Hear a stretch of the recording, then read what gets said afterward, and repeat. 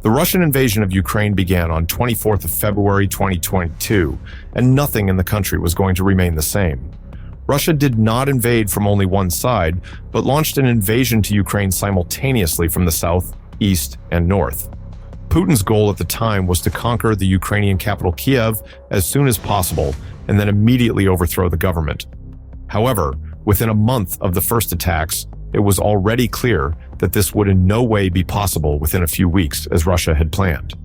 Russia had made a huge mistake in the planning. Putin was counting on a weak Ukraine, whose army would simply not be able to withstand such an attack, but things turned out quite differently. In a very short space of time, Ukraine not only mobilized countless soldiers and volunteers, but the country also managed to fight back hard, partly thanks to the support of the West. This made it difficult for the Russians to penetrate deep inside the country. Nevertheless, Russia quickly scored its first successes. Russia managed to conquer large parts of the Donbas region, including Donetsk, the country's fifth largest city. Russia also managed to capture Mariupol and Melitopol, two important ports, which are also the industrial and economic centers of Ukraine. Kharkiv, the country's second largest city, was, however, a tough nut to crack for Russian troops. Despite massive attacks and destruction, Russia did not manage to take Kharkiv.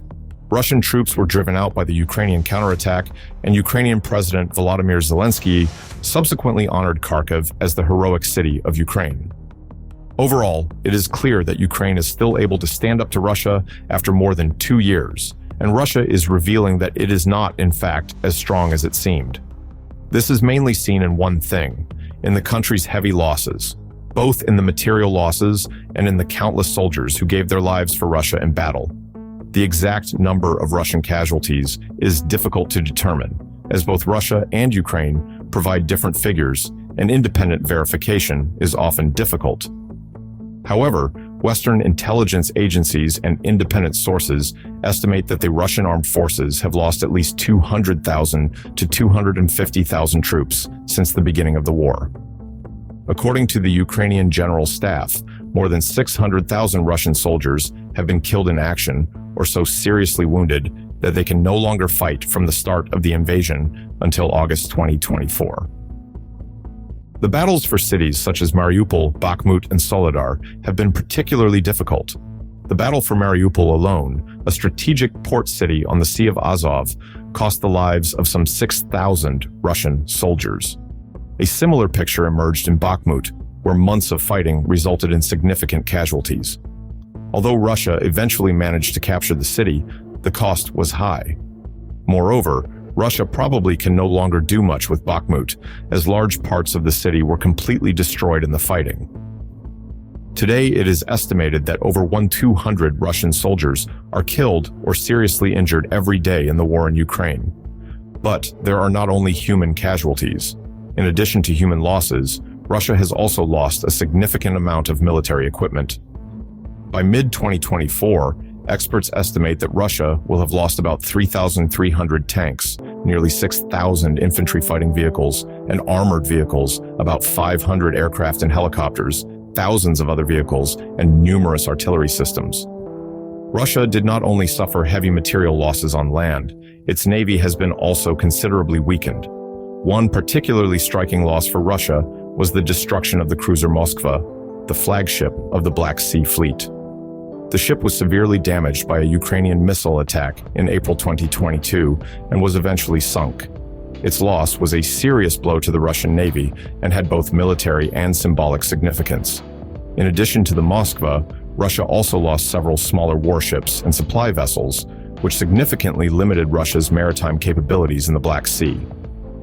As you can see, the losses since the beginning of the war are huge and represent a significant weakening of Russia's military capabilities. By comparison, Ukraine, which is supported by Western military aid, has also suffered significant losses, but has been able to better compensate for its losses through the supply of modern weapons systems from NATO countries. In particular, tanks such as the German Leopard 2 and the US HIMARS missile system have helped Ukraine to repel Russian attacks and carry out its own counterattacks. In fact, Russia soon threatened to disband much of its army. The course of the war is extremely draining for the entire country, and Russia is losing something vital that it barely had even at the beginning of the conflict. And that is a high war morale. Ukraine has to defend itself, and so many of the country's fighters are highly motivated because they want to protect something that is important to them. The combat morale of Russian soldiers is, by contrast, generally relatively low.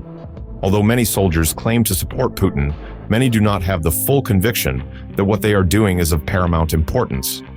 They also often receive little support at the front.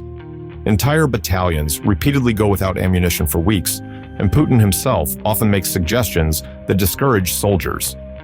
For example, he said several times that a ceasefire could be implemented soon, while many soldiers still have to fight on the front. Many young Russians don't want to fight anyway, and there are waves of refugees, with men trying to leave the country to avoid going to Ukraine. Those who cannot avoid the front line are forced to fight with almost no training and inadequate equipment, and often have less than 24 hours to prepare. Many cannot even say goodbye to their parents, and everyone knows that they probably only have a few weeks to live. The young men in the recruitment centers are therefore often depressed and frightened. In addition to personnel, the equipment of the Russian army is also extremely inadequate.